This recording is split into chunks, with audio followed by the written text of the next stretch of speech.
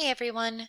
We're going to kind of do a pause on solving quadratic equations a little bit so that we can talk about something called complex numbers. And this is something that is probably going to be new to you. I don't think you've seen this before, but it is going to be important for some of the types of problems that we are going to be solving in the coming days. So a complex number involves an imaginary number. An imaginary number is basically any time we try to take the square root of a negative number, we get an imaginary number. So you know that if you put in your calculator the square root of -9, you would get error, or syntax error, or no answer. It would tell you that it's not possible. But I'm here to tell you that it actually is possible. So I squared, this is important to know, I squared is equal to -1, and I is equal to the square root of -1. That's just if we take the square root of each side, we would say, oh, I is equal to -1, square root of -1. And an imaginary number is any number of the form a plus bi, where a and b are real numbers, and b cannot be 0, because if b was 0, then it would be like this wasn't here at all, and so b cannot be 0. And a complex number is an imaginary number where a and b are real numbers, including 0. So it's basically a complex number is an imaginary number, just that b can be 0. So for example, if I gave you the square root of -25, before you would say not possible, no solution. Now we're going to say that it's plus or minus 5i. So the square root of 25 is 5 plus or minus 5. And then with the negative, it becomes plus or minus 5i. So if I asked you to simplify using the imaginary number I, what we would do is break this down and simplify this radical like we would normally. I'm going to use a factor tree, and I'm going to multiply 4 and 3, 2 and 2. I can't simplify 3 at all, and since it's a square root, it's like there's a 2 right there, and I'm going to say I have a pair of 2's. So when I have a pair, it's going to go outside.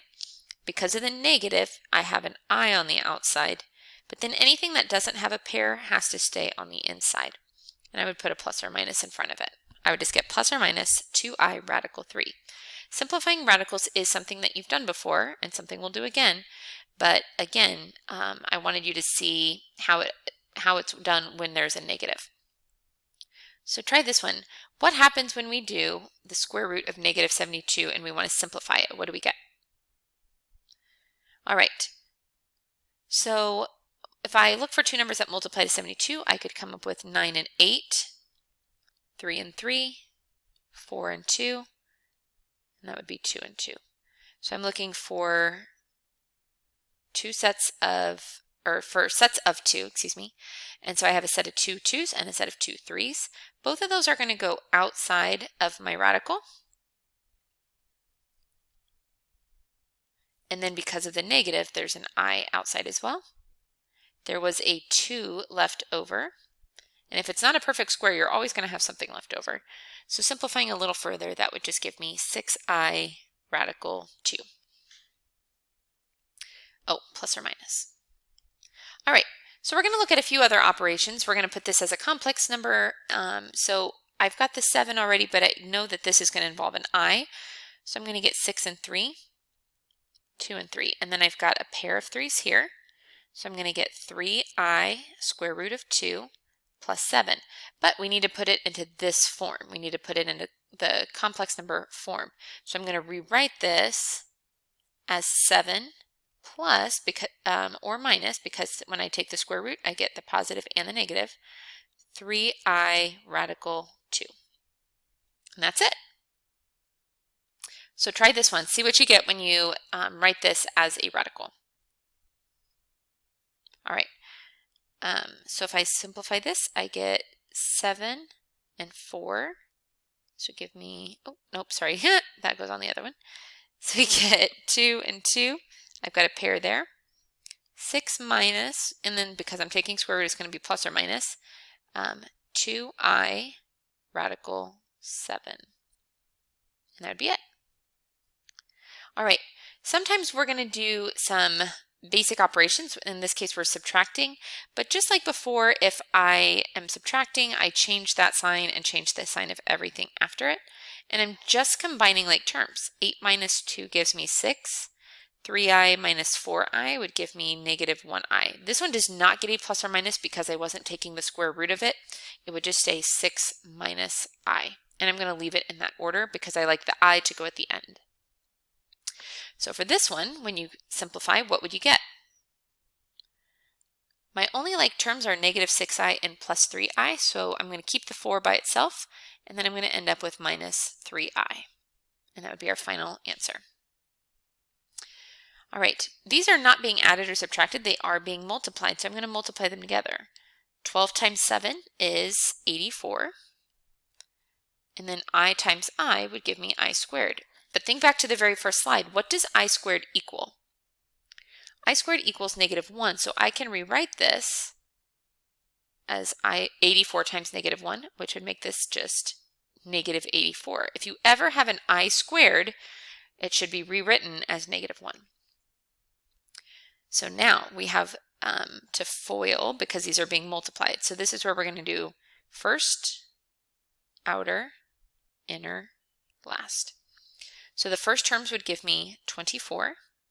The outers would give me negative 18i. The middle terms would give me negative 20i. And the last terms would give me plus 15i squared. But there's a couple things I can do to simplify. I can combine these like terms and then also recognize that I squared is the same as negative 1. And I'm going to get 24 minus 38i minus 15. Combining like terms again, 24 minus 15 would give me 9 minus 38i, and that would be my final answer. I don't have an I squared in my answer, and I don't have any like terms. Now, this is the reason why we're using imaginary numbers. If we look at this problem, hopefully we look at this and say there's no x term, so I can solve using the square root method. So I'm going to subtract 48, 3x squared equals negative 48. Divide both sides by 3. X squared equals negative 16. Now, do you see the problem with this? The problem is that if we take the square root, before we would have said, oh, no solution because you can't take the square root of a negative number. But now we are older and wiser, and we know that if we take the square root of negative 16, we are going to get not only plus or minus 4, but 4i because of that negative sign. And it just means that we are able to find a solution where before there was none. Last one, try this one on your own and see what you get for x. So I'm going to add 150 to both sides. Negative 5x squared equals 150, and then divide both sides by negative 5.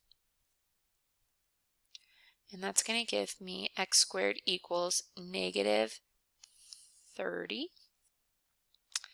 I'm going to take the square root of both sides, and I'm going to get x equals, I know it's going to be plus or minus, and I know there's going to be an I, but I need to figure out this radical.